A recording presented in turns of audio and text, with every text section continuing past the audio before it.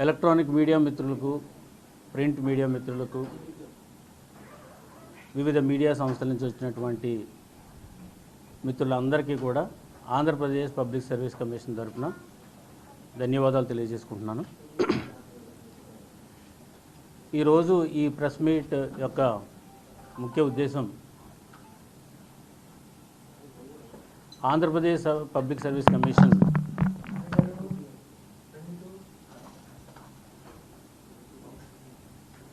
మన ఆంధ్రప్రదేశ్లో ఉన్నటువంటి గవర్నమెంట్ డిపార్ట్మెంట్స్లో, వివిధ డిపార్ట్మెంట్స్లో ఉన్నటువంటి ఖాళీలన్నింటిని కూడా తీసుకుని సేకరించి వాటి వేకెన్సీస్ అన్నింటిని కూడా ఎగ్జామ్ కండక్ట్ చేసి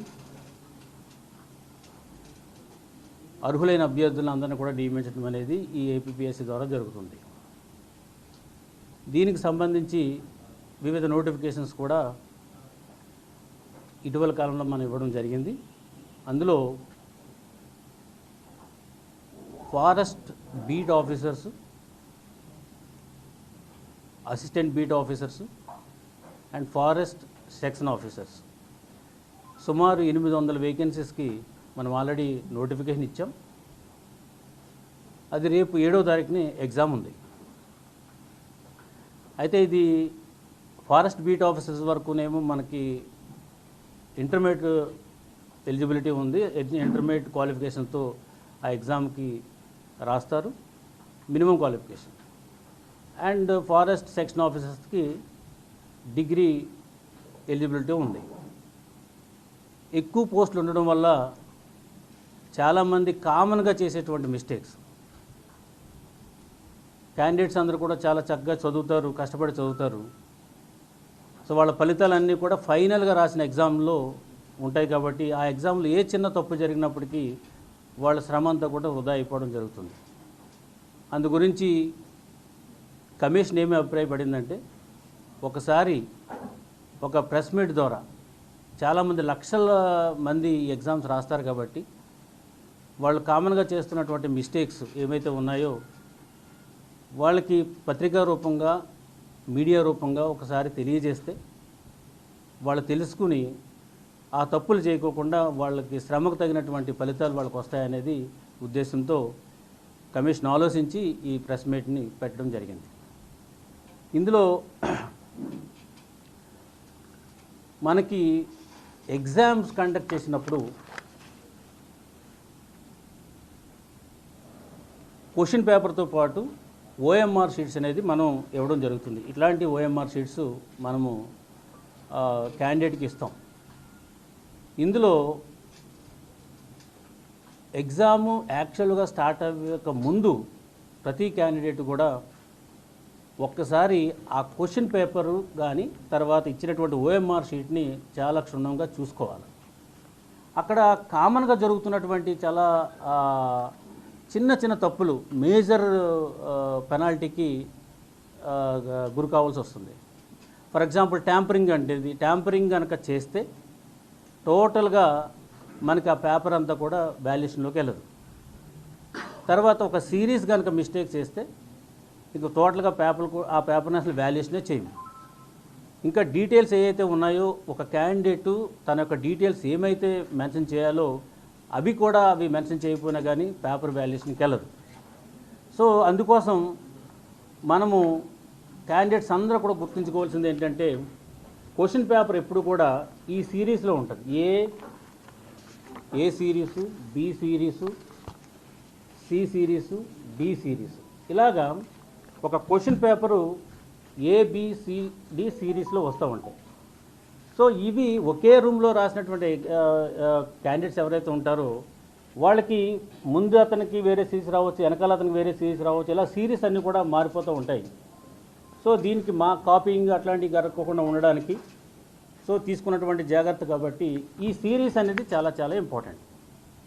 సో ఒక క్యాండిడేట్కి 1వ నెంబర్లో ఉన్న క్వశ్చను బి సిరీస్లో అది ఎక్కడో 25-30లో వస్తుంది, సి సిరీస్లో అది 70లో ఎక్కడో వస్తుంది, డి సిరీస్లో అది ఎక్కడో 40లో ఎక్కడో వస్తుంది. ఇట్లా ర్యాండమ్గా పికప్ అవుతూ ఉంటాయి. సో అటువంటప్పుడు ఫస్ట్ ఆఫ్ ఆల్ అతను చేయవలసింది ఏంటంటే, ఒకసారి ఎగ్జామ్ చూసి ఈ పేపర్ తీసిన తర్వాత ఈ సిరీస్ కరెక్ట్గా ఉందా లేదా, తర్వాత ఈ ఎగ్జామ్లో ఉన్నటువంటి పేపర్స్ అన్నిటిలో కూడా కరెక్ట్గా అన్ని పేపర్లో ప్రింట్ అయినా లేవు అనేది మాత్రం చూసుకోవాలి ఒకసారి. చూసిన తర్వాత అప్పుడు రెండొక పార్ట్ ఏంటంటే తను ఓఎంఆర్ షీట్కి రావాలి. ఈ ఓఎంఆర్ షీట్స్లో ఏంటంటే ఇక్కడ మీరు చూస్తే ఓఎంఆర్ షీట్లో part B and part C. ఇందులో పార్ట్ ఏలో ఆటోమేటిక్గా మనకు ఉన్నటువంటి ఆల్రెడీ వాళ్ళు ఇచ్చినటువంటి ఇన్ఫర్మేషన్ ఏదైతే ఉందో అది ఆటో పాపులేట్ అయిపోతుంది ఇక్కడ ఏలో. బీకి వచ్చేటప్పటికి అతను వాళ్ళ యొక్క నేము, తర్వాత సిగ్నేచరు, ఆ వెన్యూ యొక్క నేము ఇవన్నీ కూడా పెన్తో తను రాయవలసి వస్తుంది. దయచేసి అందరూ కూడా గుర్తుపెట్టుకోవాల్సింది ఏంటంటే either black or ball point pen only. కొంతమంది జెల్ పెన్స్ అట్లాంటి రకరకాల పెన్స్ వాడుతున్నారు. They should not use that pens. Only ball pen, black or blue, ఈ పెన్స్ మాత్రమే వాళ్ళు వాడాలి. సో ఇక్కడ ఈ డీటెయిల్స్ అన్నీ రాయాలి. రాసిన తర్వాత they have to go to the ఈ పార్ట్ సికి. ఇక్కడ ఉంది సిరీస్. ఈ సిరీస్కి వచ్చేటప్పటికి ఏం చేస్తున్నారంటే కొంతమంది క్యాండిడేట్స్ ఈ సిరీస్లో ఇలా ఏమీ పెట్టకుండా వదిలేస్తున్నారు. చిన్నగా ఉంది కదా అని చెప్పేసి దీని గురించి వాళ్ళు పట్టించుకోరు. కొంతమంది క్యాండిడేట్స్ ఏం చేస్తున్నారంటే ఒకటి బబుల్ చేస్తారు, లేదు అని చెప్పేసాను ఆయన ఏదో మామూలుగా దీని మీద ఇది బోర్డు మీద రాసినట్టుగా ఇంటూ పెడుతున్నారు. So this is also valid కాదు. ఇది కూడా వ్యాలిడ్ చేయము. ఇది మొత్తం టోటల్ ఎంటైర్ పేపర్ అంతా కూడా డివాల్యుయేషన్ అయిపోతుంది. తర్వాత ఇంకొకరు ఏం చేస్తారంటే ఇక్కడ రెండు చేశాడు బబుల్, ఒక దానికి ఏదో వైట్నర్ పెట్టాడు. ఈ వైట్నర్ పెట్టడం కూడా దీనివల్ల కూడా పేపర్ టోటల్గా ఇన్వాలిడేషన్ అయిపోతుంది. తర్వాత ఇంకొక అతను ఏం చేస్తున్నారంటే రెండు చుట్టి రెండిట్లో ఒకటి నేను కరెక్టు, ఒకటేమో అట్లా ఉంచండి అని చెప్పేసి పెడుతున్నారు. సో దీనివల్ల కూడా మనకి ఈ పేపర్ టోటల్ పేపర్ అంతా కూడా సో ఇన్వాలిడ్ అయిపోతుంది. సో ఇది పార్ట్ సిలో ఉన్నటువంటి సిరీస్. అంటే అతను ఏం చూడాలా, ఈ క్వశ్చన్ పేపర్లో ఏం సిరీస్ వచ్చిందో చూసుకుని ఇదే సిరీస్ని అక్కడ ఆ బబుల్లో అతను ఏబిసిడి అని ఉంటాయి కాబట్టి అందులో అతను ఫిల్ చేయాలి. ఫిల్ చేస్తే అది కరెక్ట్గా ఆన్సర్ షీట్కి వెళ్తుంది. ఎందుచేతంటే అతని డీటెయిల్స్ అన్నీ కూడా ఏ క్యాండిడేట్కి ఏ సిరీస్ ఇచ్చామనేది కూడా మన సిస్టంలో ఉంటుంది కాబట్టి అతను వేరే సిరీస్ కనుక వస్తే టోటల్గా అది విల్ నాట్ వ్యాలిడేట్. సో అందుచేత అది కూడా మనం చాలా జాగ్రత్తగా దాన్ని చూసుకోవాలి. ఇక రెండోది వచ్చేటప్పటికి అసలైనది ఆన్సర్ షీట్స్. సో ఇదైతే ఇక్కడ ఏ ఒక్కటి మిస్ అయినా ఇంక మళ్ళీ ఫర్దర్ ప్రాసెస్కి వెళ్ళదు. ఒకవేళ ఇది కరెక్ట్గా పెట్టి ఇక్కడ ఆన్సర్కి వచ్చేటప్పటికి కొంతమందికి రకరకాలుగా చేయడం జరుగుతుంది. కొంతమంది ఏం చేస్తారంటే ఇందులో మనకి ఇది చూడండి, ఈ బబుల్ ఏదైతే ఉందో దాన్ని పూర్తిగా మనకి యాజ్ పర్ రూల్స్ ప్రకారం ఏంటంటే ఈ ఏబిసిడి అనే దాంట్లో 1 2 3 4 అనేది 4 ఉంటాయి కాబట్టి మల్టిపుల్ చాయిస్లో ఏదో ఒకటే వాళ్ళు పెట్టాలి. రెండో దాని మీద పెట్టడానికి అనేది లేదు. సో ఒకళ్ళు ఏం చేస్తారంటే ఒక దాని మీద ఒక చుక్క పెడతాడు, తర్వాత చుక్క పెట్టి ఒక దాని మీద మీకు రౌండప్ చేస్తాడు. సో దానివల్ల కూడా ఇది వాల్యుయేషన్లోకి తీసుకోదు ఆ క్వశ్చన్ని. ఇంకొక అతను ఏం చేస్తాడు, 2 బబుల్ చేసేస్తాడు.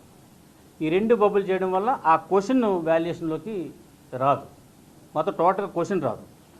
ఇక దానికన్నా గ్రేవ్ మిస్టేక్స్ ఏంటంటే ట్యాంపరింగ్. ఇవన్నీ ఫర్ ఎగ్జాంపుల్ ఇక్కడ 2 చుట్టేసిన తర్వాత అతనికి ఒకటి కరెక్ట్ కాదనుకుని చెప్పి చేత్తో ఇట్లాగా దాన్ని ఏం చేస్తాడంటే చెరపడానికి ప్రయత్నం చేస్తాడు. That amounts to tampering. Tampering ఎంత డేంజరస్ అంటే ఇంకా ఆ పేపర్ని మనం వాల్యుయేషన్ చేయము.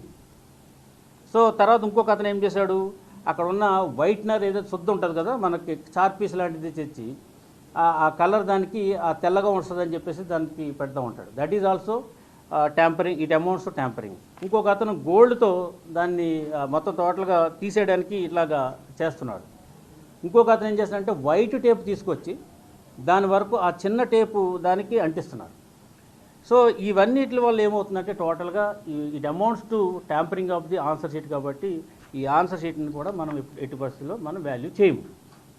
సో దయచేసి క్యాండిడేట్స్ అందరూ కూడా మీ ద్వారా చెప్పేది ఏంటంటే సిరీస్ ఒకసారి చక్కగా చూసుకోవాలా, వాళ్ళ పేపర్ ఏమొచ్చిందో అది చూసుకోవాలా. తర్వాత దేనికి మనం ఆన్సర్ చేస్తామో, ఏది మనం ఆన్సర్ అనుకుంటామో దాని వరకే దిద్దాలి తప్ప వేరే దాన్ని దిద్దడం కానీ అట్లా చేయొద్దు. చేయడం వల్ల చేసి మళ్ళీ చెరపడం ట్రై చేయడం వల్ల మీకు ఏమవుతుందంటే మొత్తం టోటల్గా ట్యాంపరింగ్ అవుతుంది. అదే కాకుండా కొన్ని రాంగ్ ఆన్సర్స్ పెట్టుకుంటా పోతే కనుక, అంటే కరెక్ట్ ఆన్సర్ తెలియకపోయినా రాంగ్ ఆన్సర్ చేసుకుండా వాళ్ళకి 1.3 అంటే ఆల్మోస్ట్ మీకు పావు మార్కు ప్రతి రాంగ్ ఆన్సర్కి మార్క్స్ కూడా పోతాయి. సో అందుచేత క్యాండిడేట్స్ అందరూ కూడా కరెక్ట్ ఆన్సర్ ఏదైతే ఉందో ఆ ఆన్సర్ చూసి దానికి చేయాలి. సో ఇప్పుడు చూడండి, పాపం 150 వరకు కూడా చక్కగా చేస్తాడు, సిరీస్ వదిలేస్తాడు. సో అతను చేసిన కష్టం అంతా కూడా పోతుంది. అదేవిధంగా ఇక్కడ మళ్ళీ ఆల్మోస్ట్ 140 వరకు చక్కగా చేస్తాడు. ఆ ఒకటి వచ్చేటప్పుడు ట్యాంపరింగ్ చేసి గోడుతో గీయడమో లేదంటే ఒక టేప్ ఏదో పెడతాడు. మళ్ళీ దానివల్ల కూడా పేపర్ వాల్యుయేషన్ జరగదు. సో ఇవన్నీ కూడా చాలా ఎంత కష్టపడి ఇంత చేసి అలాంటి అటెంప్ట్ చేయడం వల్ల టోటల్గా అతనికి ఉన్నదంతా కూడా పేపర్ పోతుంది. కాబట్టి ఏపీపీఎస్సి చాలా క్షుణ్ణంగా ప్రతి పేపర్ కూడా చూస్తుంది. సో ప్రతి పేపర్ని కూడా ఇది ట్యాంపరింగ్ వచ్చిందా లేదా, అసలు ఏం చేశాడు అనేది కూడా ప్రతి ఆన్సర్ షీట్ ఆల్ ఆఫీసర్స్ ఎవరైతే ఉంటారో మాకు కాన్ఫిడెన్షియల్ సెక్షన్లో ఉన్న ఆఫీసర్స్ అండ్ సీనియర్ లెవెల్లో ఉన్న ఆఫీసర్స్ ఎస్పెషల్లీ వాల్యుయేషన్కి వచ్చేటప్పటికి ప్రతి పేపర్ చూస్తారు. కాబట్టి దయచేసి అట్లాంటివి చేసి ఈ పేపర్ని ఇన్వాలిడేట్ చేసుకోవద్దని పత్రికాముఖంగా మీకు అందరికి క్యాండిడేట్స్ అందరికి కూడా తెలియజేస్తున్నాం. సో ఇది యాక్చువల్గా one of the important area మీకు కమ్యూనికేట్ చేయాలని చెప్పేసి చేశాము. ఇక రెండవది, ఇక కొన్ని ఎగ్జామ్స్ అయితే ఆల్రెడీ మనకు జరిగినాయి.